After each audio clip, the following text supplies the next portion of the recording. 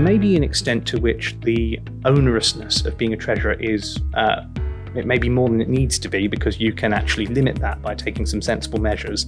But as a general rule, I would say that it is one of the most demanding lay roles that you find in most independent churches. Right. Okay, interesting. So, well, let's talk about some of those mitigations then. Hello and welcome to Independence, the FIEC podcast. My name is Adrian Reynolds, Head of National Ministries with the FIEC. It's good to be with you again. And I'm joined today by Manny Kemp. Hello, Manny. How are you doing? Yeah, it's good to be here. Good. You've travelled all the way across the Midlands from Cambridge. That's right, yeah. And at Cambridge, you're part of Eden Baptist Church, have I got that right? Yes, I'm the treasurer there. You're the treasurer. And is that a deacon role or yes, it is a deacon role? In our structure, it's a deacon. Well, and we'll come back to that in just a moment. What are we here to do? We're here to talk about treasurers. But you don't turn off. Don't touch that dial. Whatever you do, don't touch the dial. This is a podcast really for church leaders, and we're here to talk about money, I guess, in broadest terms. And you might think, well, that's something that the treasurer deals with. I'll send him the link. But actually, we want this to be helpful for all church leaders and church leaders of any kind, but especially I'm thinking about elders here, those who have the responsibility for leading the church, teaching the church. They've got to be thinking about money, right, Manny? This isn't something that you can just kind of delegate away. No, and there is this interesting question around delegation and how that works, and it ties in very closely to how you interpret Acts 6 and that sort of precedent for delegation. That was in the context of the food distribution, but the same principle will apply to administration, including financial administration. Yeah. So you call it administration. I like to call it ad ministry. I think that's. Do you see what I've done there? I just think it's very often we undervalue things that you might kind of call back office, if you like. The work of organising the church, arranging things. You're a health and safety specialist. I am a health and safety brings specialist. Brings me out in a nervous rash. That does. Health and safety, but finance, which will bring other people out in nervous rashes. All those kinds of things. We're so glad that we've got so and so to do that. So glad at Eden we've got Manny to do it. But actually, that doesn't mean it stops being the responsibility of the leaders, right? That's right. So you've got two ways of looking at this. You've got the biblical lens and you've got the legal lens. Right. And from the biblical lens, certainly in our member churches, we are, obviously governance structures will vary a bit between denominations. They vary depending on your ecclesiology. Yep. But we typically say, okay, we have the local church, and the local church is run by the elders. Elders or overseers, if you're taking it from the biblical text, but whatever you call them, there's this group of people who hold that role, and they're in charge of the church. They're the senior decision-making body.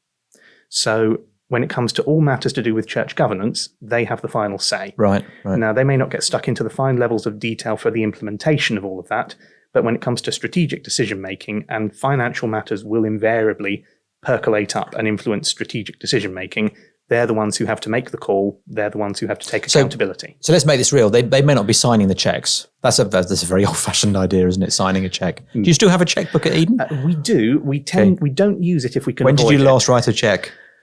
Me personally, I don't think I've done one for many years. Okay, we may have written one check last financial year. But in old-fashioned terms, pre-decimalisation terms, it doesn't mean that the elders have to be actually physically writing the checks. No, but they are accountable to God for the entirety of the church, including its finances. That's right. They're accountable for the whole thing. So you can't, if something is integral to how you run the church, then it's integral to what the elders' accountability is going to be biblically. So, have a go at running a church without using money. You'll see how rapidly an awful lot of your core ministry will fall apart. The money is integral. The money is going to determine decisions you make about what we do and what we don't do, because we can only afford so many things. Resources are finite. So you'll end up having to, at the very least, make budgeting decisions where you trade off one priority against another in order to only try and do stuff that you can actually afford. Okay. So that's the biblical lens. Now, the legal lens says that churches are charities, and charities have trustees. And there's a little variation in exactly who are the trustees in an independent church. And there are a few different models. Yes, that will be people will be listening. There'll be different models of how that's implemented. A common model, the one that we have at Eden and the one that I've seen at a lot of other independent churches, where you have a plurality of eldership, which obviously we advocate in the FIEC, is that the elders are going to be the trustees. Okay. And the reason that churches that go down this route do so is because legally the trustees are in charge. They're the senior decision-making body. Yeah, so you're matching up that biblical lens you're talking about with the legal lens, essentially. Exactly. Yeah. You're asking the question, who's really in charge around here? And you want the answer to be the same whether you're talking biblically or whether you're talking legally. Sure. You don't want one group that, in the eyes of the law, has the power to gainsay the people who, in the eyes of our ecclesiology, are supposed to be in charge. It is worth saying that churches do have, there's quite a few FIEC churches that do have different trustees and elderships. And if that's the case and you're listening, you've got to find ways to work that through and you can how make to make it workable. You definitely can make it work. And the elders as trustee model is not without its pitfalls. So, there are ways in which that can be completely mishandled and can go wrong. There are ways in which other models can work perfectly well, as long as you know how to negotiate the relevant pros and cons. I came across once a church where the trustees were the deacons and the elders were the elders. And the elders made a proposal to the church, which was overruled by the deacons because they were the trustees, and led to a lot of acrimony, as you might expect. So if you're going to have a model where you've got different elders and trustees, you've just got to think about that practically and how it works. Anyway, that's not today's subject. That's a forthcoming series, whether elders should also be the trustees. But we're here to talk about treasuring. Yeah. So it seems to me that, I'm an elder in a local church. I'm always cautious about misuse of power. And I've read Keller, so I know that money, sex, power, they're the three great temptations in the Christian life generally, but especially for leaders. So the fact that we have a deacon who is also our treasurer, and that he's set aside to do that by the church is a great relief to me. But I think because I'm nervous, that the danger is to go too far the other way and say, right, he can deal with all of that. It looks very onerous. There's lots to do. Let him worry about that. We'll worry about the spiritual life of the church. And that's a false dichotomy, right? I think so. So if you look at the biblical basis for this principle of delegation and you get into Acts 6, what you see there is a situation where the leadership of the church saw, here is a practical task. It's important. It needs to be done. We can't just say this shouldn't be done because it's lower priority. Yep. But they also recognize that their own calling is primarily to the ministries of teaching and prayer. And so they delegate. And I think some people look at that passage and they interpret delegation in a way that I would perhaps call more abdication. Okay. Where you sort of say, this is now their problem. They're now this completely separate entity. We're not going to go there. And of course, in the day-to-day, you don't have to get too involved. If at some point, and eventually it's bound to happen, something will rise up that forces you to make a strategic decision where you have to work out where's that ministry going to go, how's that ministry going to run up against other ministries when there's scarcity of resources and you've got to start making decisions. I mean, everything's a trade-off at some level. Exactly. Because you can't just keep appointing staff, for example. Right. You're going to run out of money. So who's going to make the decisions about those trade-offs? And so you need to have enough of a handle on what's going on in the areas you're delegating to that you can still weigh in and make those decisions in a meaningful way and that you can exercise that accountability. I think what Acts 6 is chiefly supposed to be about is recognizing that these ministries or these administries can take away time and focus from people whose time and focus should be primarily on teaching and on prayer. Who may themselves be a scarce resource in terms of the time they have to give. Exactly. And so on. So it's about where's the bulk of your time and focus being spent, not what do you decide you're going to completely ignore in its entirety. So should finance be on every elder's agenda? To some extent, yes, absolutely.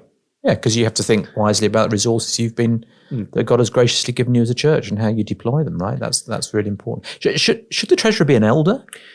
I'm asking you a question that may be very personal. I don't know, but in broad terms. So I'm a deacon treasurer, as you know, and a lot of treasurers are deacons, some treasurers are elders.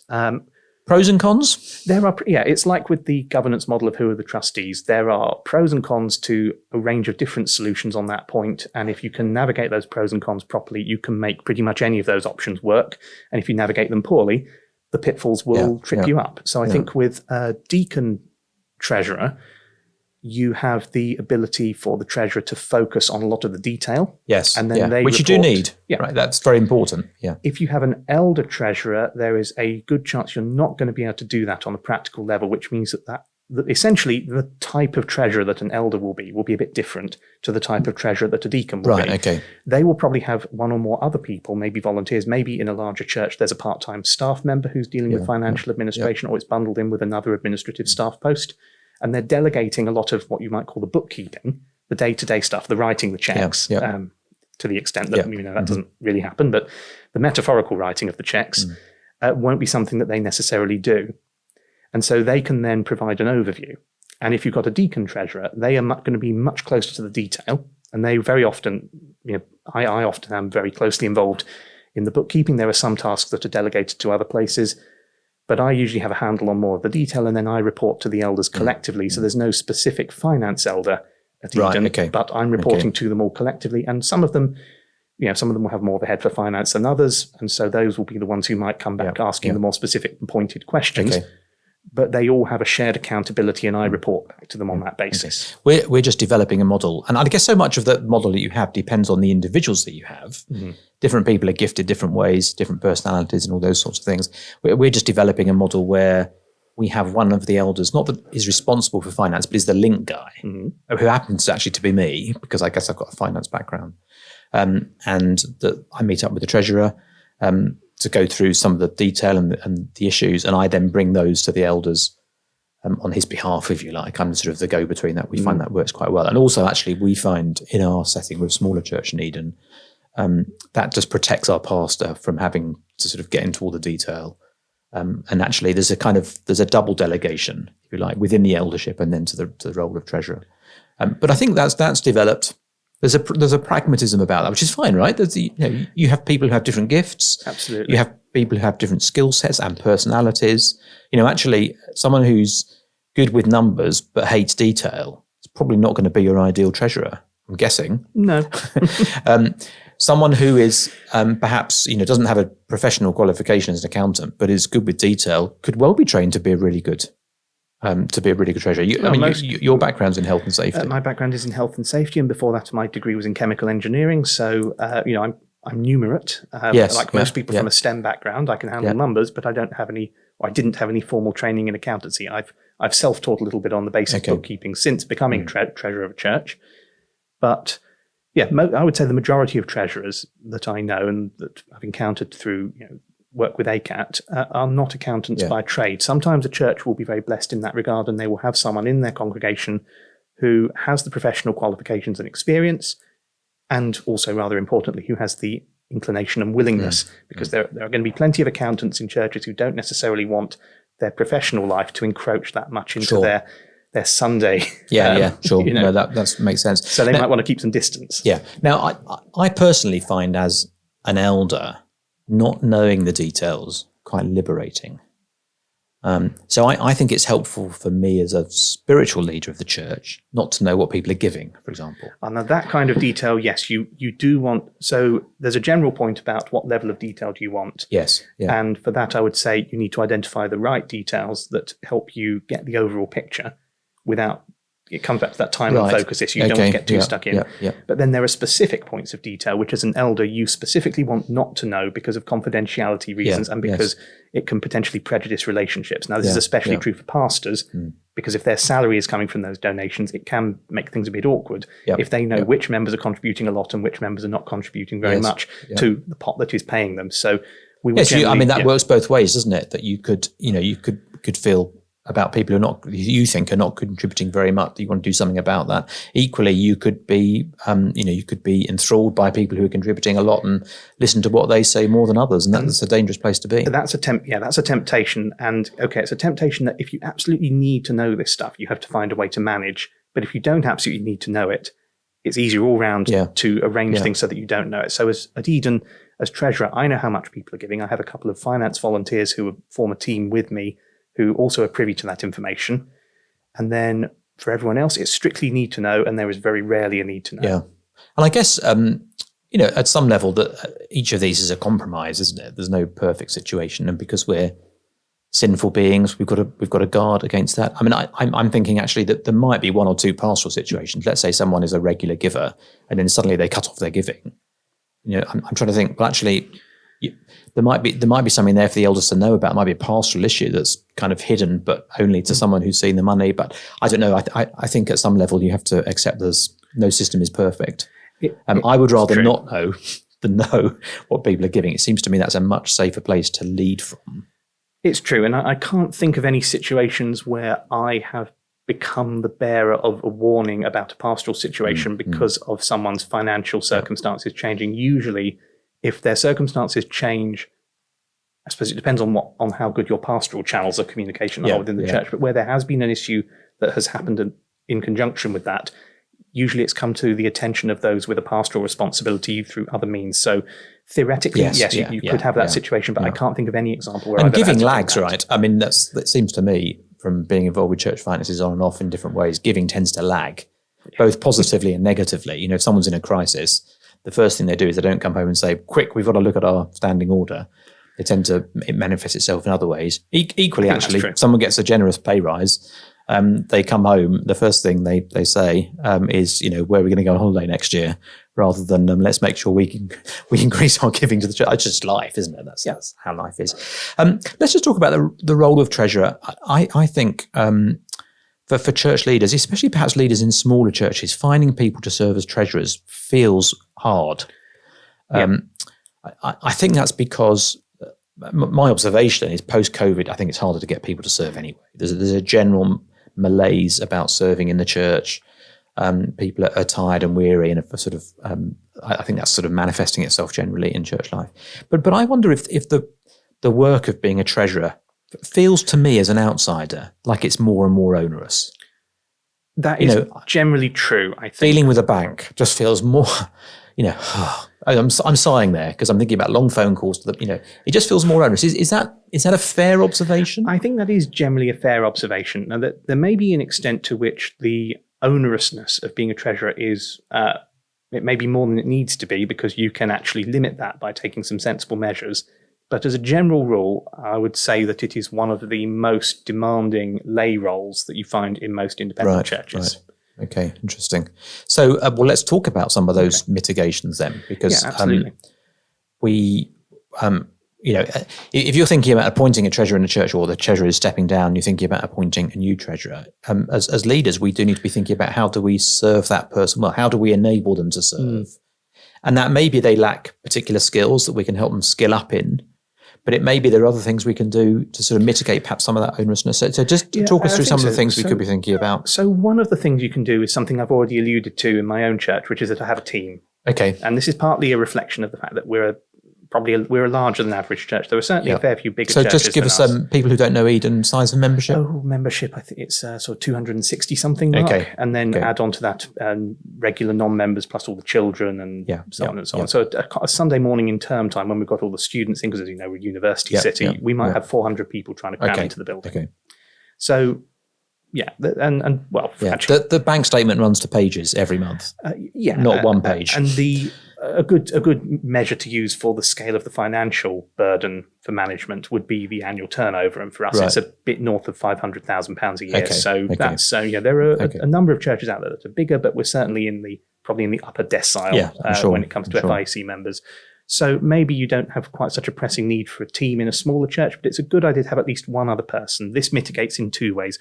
Firstly, it means that you've got someone else to share the burden with. And even if the workload isn't as high, it's just useful to have someone else you can talk to about it. So you're not solitary. That loneliness within the role where you're the only person who understands what you do, that's quite demanding. Pastors, if they've got a plurality of eldership, they can turn to their lay elders for some kind of support.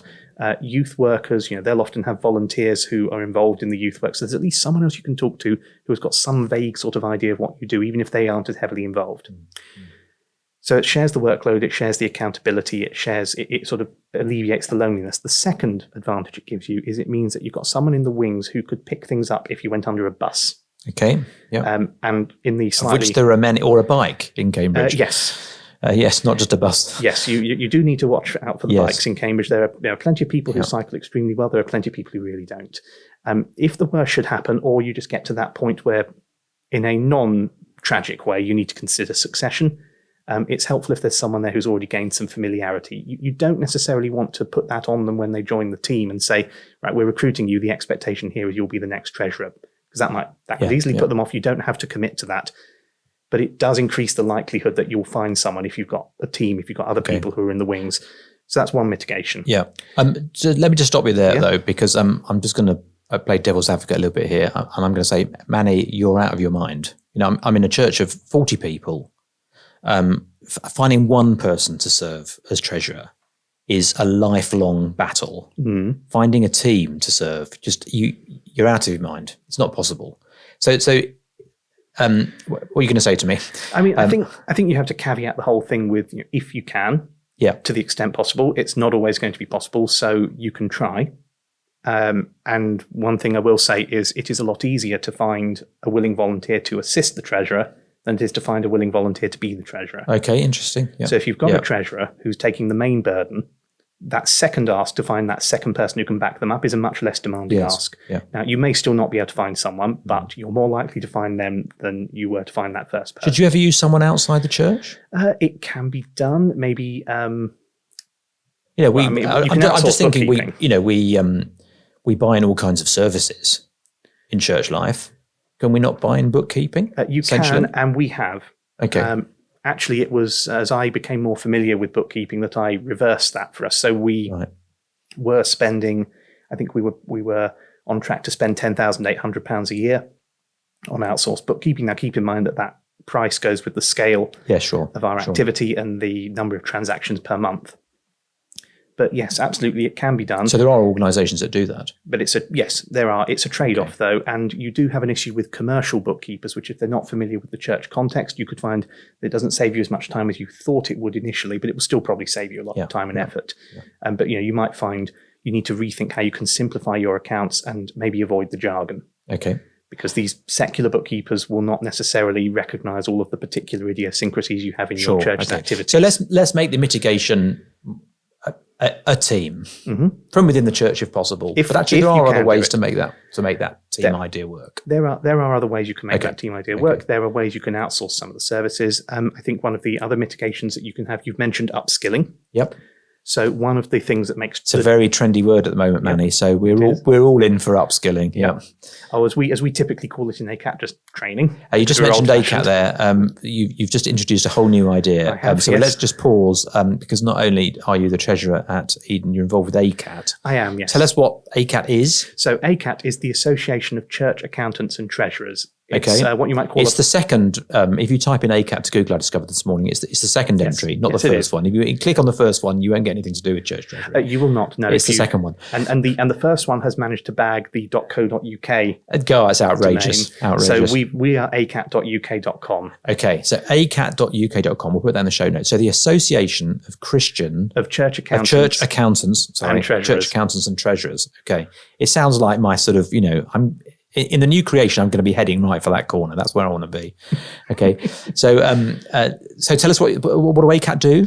So we are, I guess you could describe us as a parachurch charity. We're a non-denominational organisation that provides support, guidance, training to basically anyone who's involved in church finance and to a lesser extent some other aspects of administration. Okay. So primary focus is on finance and accounting, but we have branched out into some areas like GDPR compliance, health and safety. I really am coming out in a nervous rash now. Scary, annoying topics that it can be very difficult to get training for in the church context. Yeah. And so we provide a range of resources. The FIEC is in fact already a block member, as you know. So what this means is every member church of the FIEC is already a member of ACAT. Now, I know that and you know that, but I'm guessing that most people listening to this podcast who are in FIEC churches don't know that. Very good chance they don't. Often when I go and visit an FIEC church when I'm on holiday, I usually, because I'm that sort of anorak, I'll try and introduce myself to the treasurer. And more often than not, must be a hoot going on holiday with you, Manny. More often than not, they haven't heard of ACAT, but then more often than not, they're very pleased to find out that they've so what does being a block member makes it sound like the 1970s Labour Party? What advantages are there to being essentially through FIEC? Yeah. Through affiliation to FIEC, they're members of ACAT. What does that give them? So what does that give you if you're listening? Well, yes, indeed. And what does it give me specifically because I'm a member of ACAT. Do you talk to yourself about that? I do sometimes get in touch with the helpline, but usually you answer it. You say, hello, Manny. What help can you? I will occasionally respond to questions on the helpline. We have so one of the main resources that we have for our members is a helpline. Most people access it as a web contact form on our website. So you log into the website, you go to no question too stupid. No question too stupid. That's the kind of helpline I like. No question too complicated. I mean, I can't guarantee that we'll be able to answer all the most complicated questions if they're really complicated. There are sometimes situations where we do have to say you might just need to get professional legal advice. But for the vast majority of questions that people ping to us, on that web contact form, or occasionally they'll telephone in their queries to the office, but mostly it's online. We've got a member of the staff team who triages those questions, responds to the bulk of them, farms out the slightly more complicated ones to a group of other people who are involved in training and support, myself included sometimes, and we'll then try and get answers back to people within a few days. So there's a helpline there, but there's also the opportunity for people to upskill that you were talking about, to come back to the mitigation. So strictly speaking, that's not a member benefit because non-members can join our training courses as well. So the training that is available, we run courses on a range of topics. The one that we run the most frequently is what we call Being a Treasurer, the Basics, which is a general introduction to sort of a range of core topics that most treasurers usually need to know something about. So we cover things like fund accounting, we cover the basic charity legal framework, we talk about gift aid, day-to-day finance processes in a church, how to do a budget, how to do annual statutory accounting and reporting. Elders at this point are glazing over. Apologies for that. No, that's fine, because actually that's exactly why we need organisations like ACAT, is to help the guys that we're setting aside to serve as deacons, to say, actually, as elders, we can't give you this knowledge and information probably, but here's someone who can. I think so. And I guess then my message to anyone listening who is glazing over there is the more you feel glazed at this point, then probably the more you the more you need ACAT. From finding out about this stuff or encouraging your treasurer to get in touch with us. And we'll put the link down in the show notes. That's really helpful to hear that. And I hope that you can pass that information on to your treasurer. We've got about 5 minutes left. Other mitigations? So we've talked about a team. We've talked about upskilling. I suppose there's networking. There's networking with other treasurers, particularly in your local area. So these are people who you might actually be able to meet face to face. It's nice to be able to network with other people who come from the same denominational background. So if you've got other FIEC churches in the area and you're an FIEC treasurer, that's quite nice, but you may not have a whole lot of opportunities to do that. I mean, I'm fortunate enough that in Cambridge there are another half a dozen or so fairly close by FIEC churches. But if you're somewhere more rural where the churches are smaller and further apart, we're not talking about the doctrine issue. No, it's easy to do now, right? We've learned how to do things online. We can do things online. And actually, in some ways, if you're a treasurer of a church that is 35 people, let's say, 35 member church, actually to get in touch with someone else down the road who's a treasurer of a 250 church is probably not as helpful in some ways as there's an experienced treasurer up in Scotland who's in a 35 member church. That could be more beneficial. That is true. Search those people out. The other thing I would add is, if you think back to you had, I think it was one of the podcast episodes a while back talking about that book, Hills to Die On. Yes, that's right. What kind of doctrinal alignment do you need for different levels of collaboration and different kinds of activity? Now, we're talking about administration here. We're talking about finance. This is not, for the most part, a doctrinal issue, which means that you can have a very productive relationship between the treasurer of, say, an FIEC church and the treasurer of their nearest Anglican PCC. So you can get to know treasurers from churches in other denominational backgrounds, and actually you'll gain a lot from that. You just need to remember where you want to have your boundaries when it comes to what kind of collaborations you enter into with other churches that may not quite believe the same thing as you. But I think there's a lot of potential for local area cross-denominational collaboration between treasurers. Yes, and then you can share the jokes that only treasurers will understand. Exactly. The double entry bookkeeping jokes, which of which there are many, and they are hilarious. There are. Yes, I know. Listen, I think what we'll do is we'll just end there, Manny. We'll come back and see you again, because I think I'd love to talk a little bit more about how, as churches, we care for our treasurers. I think as elders, we have a burden to look after our people. We want to reach the lost. We also want to build up the saints and equip them for service. And I think that means we need to take care of our treasurers. They're a very, very important part of the church life. You've written something for us on that. And I think that's a really good topic actually for us to explore, because there are specific things, aren't there, that we can and should perhaps be doing in terms of caring for our treasurers or finance teams, those handling money. So we'll see you again to talk about that, because I think that's a really important topic. But for now, thanks very much, Manny.